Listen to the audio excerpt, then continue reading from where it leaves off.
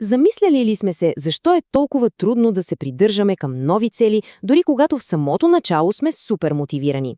Ами, оказва се, че си има цял един модел, който обяснява точно това и той се нарича емоционалният цикъл на промяната. Сигурно на почти всеки му се случвало, започваме нещо ново с огромен ентусиазъм, нова диета, някакъв проект, ново хоби, каквото и да е, но в един момент просто спираме. И най-странното е, че това често се случва точно преди да започнем да виждаме реални резултати. Хайде да разберем защо този модел на поведение е толкова универсален. Добре, всяко едно голямо начинание започва от едно и също място. И тази отправна точка се нарича фаза 1 – неинформиран оптимизъм. Това е онзи прекрасен, меден месец. Момента, в който решаваме, че ще пробягаме маратон, ще се научим да свирим на китара или ще стартираме собствен бизнес. Всичко изглежда възможно, супер вълнуващо, дори забавно. Фокусирани сме изцяло върху позитивния краен резултат, а енергията е на макс. На този етап трудностите те изглеждат някъде далеч в бъдещето, ако изобщо съществуват. Да, ама, както знаем, всеки меден месец си има край. И след този първоначален прилив на енергия и ентузиазъм идва сблъсъкът с реалността. Това ни води право към фаза 2 – информиран песимизъм. Точно тук розовите очила падат с трясък. Започваме да осъзнаваме колко много работа всъщност ни чака. Резултатите не идват толкова бързо, колкото сме си представяли. Изкачат някакви неочаквани пречки и онзи първоначален пламък започва лека по лека да гасне. А на негово място се прокрадват съмнението и разочарованието. А промяната в нагласата, тя е просто драстична. Преминава се от онова уверено, това ще е лесно, към отрезвяващото, това май е доста по-трудно, отколкото си мислех.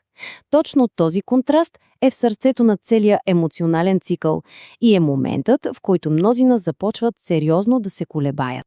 И този вътрешен конфликт ни запраща право в най-трудния, най-решаващия етап от целия процес. Това е моментът на истината, онази повратна точка. Фаза 3, позната още като долината на отчаянието. Да, това е дъното. Моментът, в който целта изглежда почти невъзможна, а всички положени досега усилия напълно напразни. Тук желанието просто да зарежем всичко е оглушително. И нека бъдем честни, повечето хора се отказват точно тук. Но ето го и ключовото прозрение. Достигането на тази точка не е знак за провал. Изобщо. Това е просто неизбежна част от пътя към всяка значима цел. Добре, щом вече знаем, че тази долина съществува, въпросът се променя.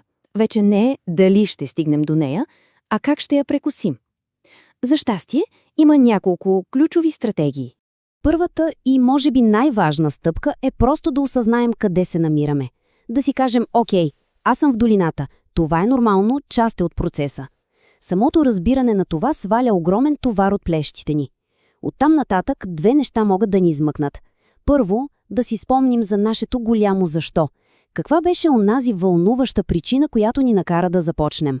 Да се свържем отново с тази дълбока мотивация е като да сипем гориво в празен резервоар. И второ, просто да продължим напред. Не говорим за гигантски скок, не.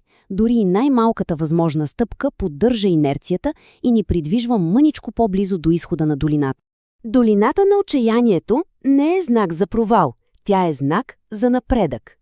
Нека се замислим за това за секунда. Наистина. Да достигнеш тази точка означава, че са положени усилия, че е извървян път отвъд лесния и ентузиазиран старт. Това е доказателство, че сме на правилния път, а не че сме се изгубили. В крайна сметка, целият този модел ни оставя с един много личен въпрос.